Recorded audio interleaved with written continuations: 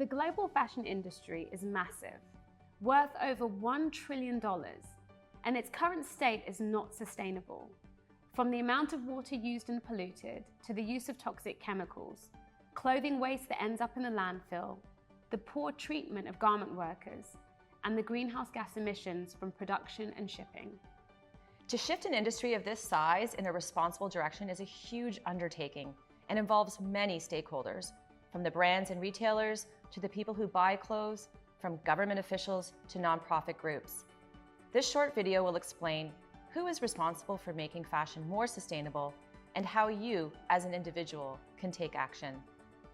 Brands and retailers have a massive role to play in changing the broken fashion system. They must make every effort to protect their workers from unsafe conditions and pay them better wages. They need to promote gender equality, prevent child and forced labor, as well as the use of sweatshops. They must be more open and transparent about how and where clothes are made. They need to reduce greenhouse gas emissions across their supply chain, address issues of deforestation and water pollution, save natural resources, and reduce waste. There are a number of global industry associations that serve the brands, retailers, manufacturers, most of which are members-based. These groups help the industry make more responsible choices when it comes to the materials they source, the emissions their clothing generates, and they provide frameworks, indexes, standards, and benchmarks that are valuable resources. There are several nonprofit organizations that play an important role in raising citizen awareness, supporting brands as they transition towards sustainability, and in some cases even putting pressure on brands and manufacturers, often calling on citizens to voice their concerns.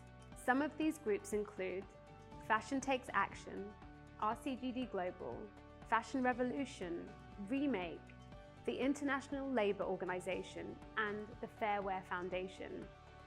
Many of these groups have ways for the average person to get involved and take action, whether that be signing a petition, sending a letter to government officials, or to your favorite brand demanding transparency or change, or sharing the overall message through social media channels. Did you know that today we buy 100 billion units of clothes, even though there are not even 8 billion people on the planet? When we buy too many cheap clothes, we tend to not take care of them, because if they fall apart, we can just go out and buy something else. But the true cost of cheap clothes is on the women who make them in punishing conditions and on our planet. And so the best way to be sustainable is to buy less, to buy better, and use the time and money we save to advocate for the women who make our clothes. As a citizen and consumer of fashion, you and I also have a role to play. We need to be more aware of the choices and purchases we make, how often we buy clothes, how we care for them, and what we do with them once we no longer want them. We buy 60% more clothes today than we did 20 years ago. When we over-consume fashion, it sends a message to the industry that we want more, and so they continue to make more. When we buy cheap, fast fashion, we tend to not care for it the same way we would an investment piece, because if it falls apart after a few washes, we could just go out and buy another one. If you must buy something new, then it's important to check if the brand can back up any sustainability claims they're making. All too often, a brand will use terms in their marketing to attract more eco-conscious customers, but in many cases, these claims are false. You can also check rating apps like Good On You to see how the brand does in terms of people, planet, and animal welfare. And of course, we can rent clothes, repair ones that have holes, sell our old clothes or donate them, repurpose them into something new and better, or at the very least, turn them into rags. Bottom line is we have to stop throwing out our clothes, because globally, there are 92 million tons of textiles in landfill. Government laws, regulations, and policies can incentivize the adoption of sustainable production, hold companies accountable, and even create an extended producer responsibility program, where the retailers have to pay to take back their clothes for reuse or recycling. They can implement mandatory design requirements that address the release of microfibers from our synthetic clothes.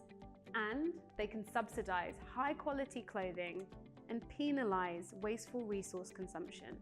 Not only this, but the governments can invest in and support research to help the industry get to net zero emissions. They can create stricter environmental regulations and manufacturing processes to protect their citizens, especially those who make our clothes. Some countries introduced laws to prevent goods into their country that were made under modern slavery conditions. This is now evolving into human rights due diligence legislation, which takes legally binding measures to ensure all workers are protected.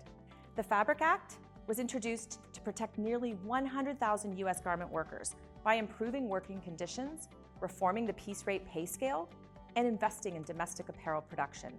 And there's also the New York Fashion Act, which, if it passes, will be the first U.S. law to explicitly place sustainability requirements aimed at large fashion companies who do business in New York. As we look forward to the future of sustainable fashion, we should see continued progress and growing interest in items that are regenerative, sustainable, and long-lasting.